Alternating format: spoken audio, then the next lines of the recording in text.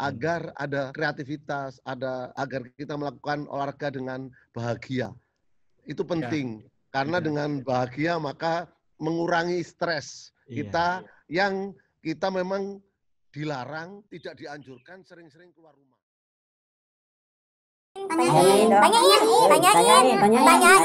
Tanyain. Why?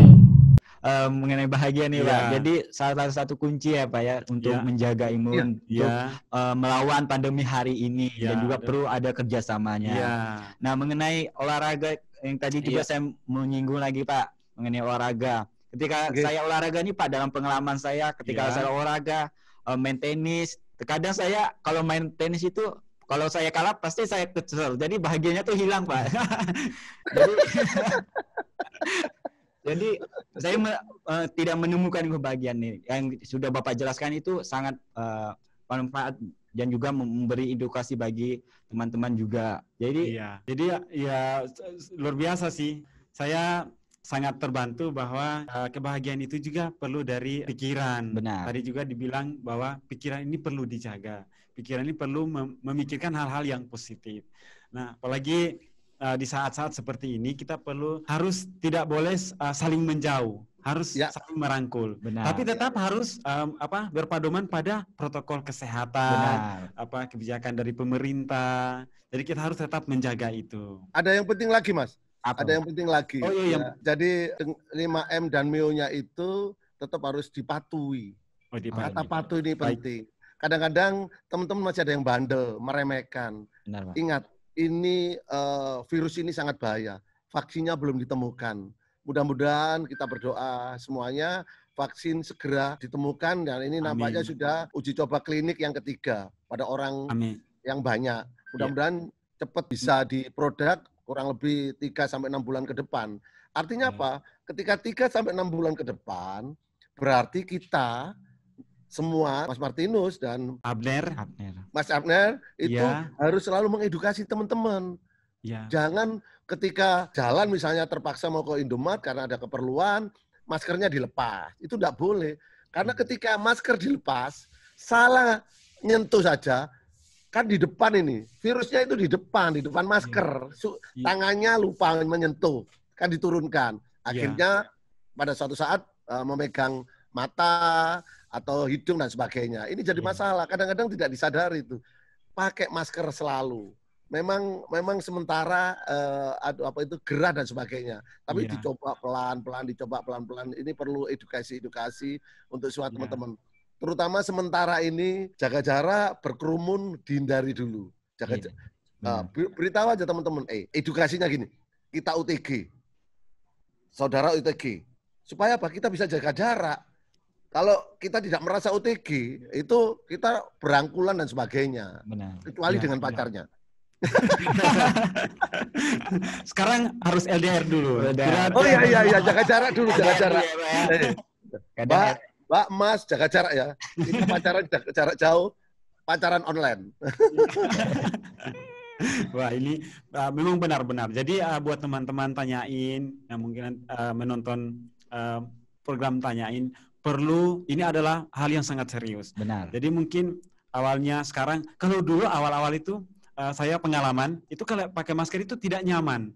Jadi kayak kadang itu, menarik napas itu susah sekali. Benar. Tapi berjalannya waktu, terus dicoba, memang tidak ada pilihan lain, harus coba terus-terus, itu akan menjadi sesuatu yang terbiasa, dan juga yang pasti kita memang benar-benar harus seperti itu. Ini kita ada sesuatu yang spesial. Jadi di sini kita akan lihat, ini yang menjadi motivasi kami, Cak. Jadi ketika kami nonton ada satu video, ini membuat kami sangat bahagia. Kenapa? Karena sebenarnya kebahagiaan ini, Cak Hasan ini bukan hanya membicarakan, tapi melakukan bagaimana bisa bahagia. Silakan bisa diputar. Monggo, silakan. Ini dia. Ganti tangan tuh. 2, 3, 4, 5, 6. Mas Abner, terima kasih. 1, 2, 3, 4, 5, 6, 7, 8.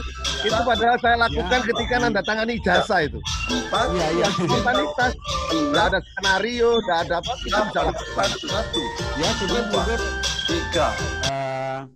Ini luar biasa, Pak Hasan sambil menandatangani ijazah, tapi sambil melakukan gerakan-gerakan. Ini luar biasa. Jadi bahagia ini bisa dibilang menjadi ikon dan menjadi kehidupan juga. Ini luar biasa. Nah, hari ini kita tidak keluar kemana-mana, kita harus menjadi orang yang terus bahagia. Mungkin sambil tadi udah disinggung di awal tadi, sambil masak, sambil di kamar, dimanapun kita bisa melakukan gerakan-gerakan yang membawa kita menjadi orang yang bahagia. Benar. Ini luar biasa sekali. Awalnya mungkin ide ini dari mana, Pak? Bisa? Ya. Jadi gini, Mas Abner dan Mas Martinus, hafal sekarang Abner itu. Kan, terima kasih. Namanya hebat. Terima kasih. Jadi sebenarnya begini, bahwa di negara yang sudah maju, untuk supaya kita bahagia dan kekebalan tubuh kita terjaga, itu ada beberapa aktivitas olahraga yang dilakukan. Bahkan ada musik terapi. Kenapa saya harus dengan musik dan sebagainya? Ternyata musik itu bisa membahagiakan seseorang. Apalagi kalau dia hafal dengan lagunya. Kemudian suka dengan penyanyinya. Kemudian musiknya dan irama. Yang remaja-remaja mungkin musik tidak dangdut lagi, kan macam-macam itu. Ada yang disco, ada yang reggae dan sebagainya. Silakan. Kenapa tidak? Ibu-ibu yang masak boleh pakai keroncong, lagu keroncong modern dan sebagainya, itu bisa dilakukan. Misalnya dengan garpu bisa diketuk-ketuk begini untuk tambah bahagia. Luar biasa. Ya. Bisa dimanfaatkan. Lah itu kan tidak diketahui oleh Bapak dan Ibu sekalian, termasuk keluarga. Keluarga bisa saling di tembok pun kita bisa pegang tembok, dorong dan sebagainya sambil bernyanyi. Itu penting karena memang belum banyak video-video pendek yang menginfokan, mengedukasi untuk menjaga kebugaran. Karena berpikirnya teman-teman itu, semua masyarakat, kan kita harus memasukkan olahraga dan mengeluarkan masyarakat, itu kebanyakan berpikirnya harus di lapangan besar. Benar. Harus di gor. Padahal kita bisa memanfaatkan tempat-tempat yang kita suka. Bisa saja di kamar mandi dengan yang untuk itu temboknya itu bisa dikasih berat, kemudian didorong di depan, naik 1, 2, 3, 4 dengan 2 tangan, 1, 2, 3, 4 ke samping. Ini kan nambah beban untuk penguatan otot, untuk sebelum dimulai mandi dan sebagainya. Nah itu kan kadang-kadang tidak bisa dengan sikat gigi. Sambil sikat gigi, sampingnya musik kan sudah biasa itu dilakukan dengan HP yang sudah di dalam kamar mandi dan sebagainya.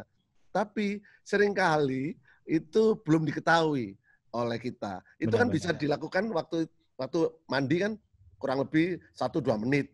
Setelah itu keluar dengan handuk lagi 3 menit. Hitung saja nanti kan bisa 30 menit itu. Kemudian interval. Jadi bisa dilakukan interval. Ada jeda istirahat. Kemudian melakukan lagi dengan kursi. Kursi diangkat kan bisa. Loh, kursi ini kemudian kita berdiri dan sebagainya. Kemudian masuk kamar, setelah itu ganti pakaian. Baju. Pakai celana, silakan berolahraga. Sebelum dipakai celananya, dilempar dulu, diambil. Sambil melangkah. Nah itu kan kadang tidak dilakukan. Karena belum tahu. Nah ini perlu edukasi untuk melakukan aktivitas. Yang kata kuncinya kan mengolahragakan tubuh kita, menggerakkan tubuh kita. Olahraga, menggerakkan tubuh kita agar metabolisme tubuh tetap terjaga. Sehingga imun kita tetap meningkat dan COVID tetap ini sehat. Tidak mendekati kita semuanya. Ini penting teman-teman. Kalau ibu-ibu habis kamar mandi, ganti baju, sudah olahraga, katakanlah ternyata cuma 20 menit. Kurang Cak Hasan, kurang 10 menit, gampang. Ambil sapu ke kamar depan, disapu, nyanyi. Itu bisa 10 menit lebih itu. Keliling di rumahnya sendiri. Bisa dilakukan. Cuma kan kadang-kadang dia lupa atau belum tahu. Yang jelas belum tahu. Sambil bernyanyi supaya kita tetap bahagia, tidak tersiksa. Waduh, beratnya nyapu atau dengan ngepel. ngepel. Wah, itu luar biasa. Yang di asrama kan sudah biasa itu. Sudah biasa. Nah, sekarang sambil nyanyi dihitung durasinya, waktunya kan bisa, itu bagian dari aktivitas kesegaran jasmani atau kebugaran jasmani. Wah, luar biasa Martinus. Jadi ternyata olahraga itu kita menggunakan alat-alat yang sederhana, gerakan-gerakan yang semua orang bisa lakukan. Bisa dilakukan di mana asrama, aja. Ya besok nanti saya ngepel atau sapu di halaman, putar lagu kesukaan sambil keren. Kan luar biasa. Jadi olahraga itu baik, jadi teman-teman tanyain, untuk olahraga di masa pandemi seperti ini tidak harus ke lapangan. Benar. Nah, teman-teman bisa, apa yang sudah kami bincang-bincang di sini, teman-teman bisa praktekkan di rumah.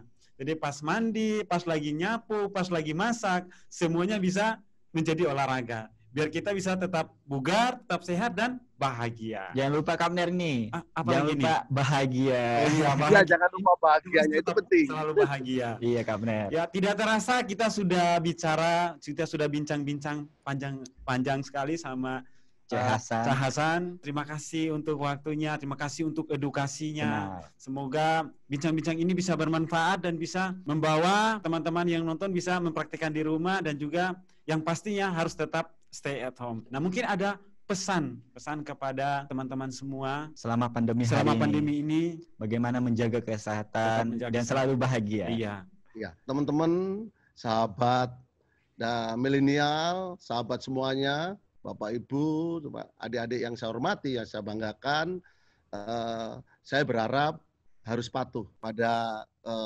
protokol kesehatan 5M dan MIO supaya kita tetap terjaga kesehatannya. Satu itu, jangan bandel, nggak boleh bandel. Nggak boleh bandel, harus menjauh dari kerumunan, sementara hindari pasar, hindari kerumunan di tempat-tempat seperti di mall, ya, kemudian di tempat-tempat keramaian di terminal, kemudian sekarang juga bahaya di kantor kalau udaranya kurang bagus. Kemudian yang terakhir adalah siapa yang mampu beradaptasi di era ini, maka dia akan jadi pemenang dan akan sehat selalu, bahagia selalu. Siapa yang mampu beradaptasi. Nah, adaptasi itu di dalamnya adalah patuh, disiplin, kesehatan, protokol kesehatan 5M dan MIO itu. Itu harus. Jangan bandel, jangan ngopi dulu, menggerombol, anak muda-muda yang ganteng-ganteng. Anda perhatikan juga keluarga Anda. Anda punya mama, punya kakek, punya nenek yang rentan terhadap COVID ini. COVID vaksinnya masih belum ditemukan, masih dalam proses maksudnya, sehingga harus hati-hati dan waspada, tidak boleh nakal dan bandel. Saya kira itu, terima kasih. Baik, terima kasih untuk pesannya, dan kembali kami berterima kasih sekali di tengah kesibukan yang sangat sibuk, Tata masih bisa mau bincang-bincang dengan kami. Dan kami harap bincang-bincang ini bukan menjadi pertama dan terakhir. Oh iya, dan bincang-bincang ini adalah bincang-bincang perdana dari Tanyain. Jadi ini adalah podcast pertama kami, langsung kita bincang-bincang dengan Cah Hasan yang adalah Rektor Universitas Negeri Surabaya. Ini luar biasa. Semoga di kesempatan-kesempatan berikutnya kita bisa bincang-bincang lagi dengan topik-topik yang mungkin lebih menarik lagi. Oke. Terima kasih Pak atas waktu dan kesempatan yang Bapak berikan kepada kami, dan juga terima kasih atas edukasi yang telah Bapak berikan kepada kami selama kami mengalami pandemi hari ini. Terima kasih. Dan juga timnya, pasti timnya. Keren, kreatif dan produktif. Wah, luar biasa. Top. Ini salah satu ucapan terima kasih yang sangat luar biasa. Saya sangat bahagia sampai hari ini saya masih bisa bincang-bincang. Saya percaya bahwa ini adalah support dan edukasi dari Cah Hasan. Wah, luar biasa. Ya, terima kasih teman-teman sudah menonton sampai habis. Kalau misalnya kalian punya pertanyaan yang ingin ditanyain, bisa kontak atau komen di bawah ini. Ya, dan jangan lupa like, komen, dan subscribe. Subscribe itu gratis loh, gak rugi. Oke, sampai jumpa di next video. Bye. Tanyain. Why?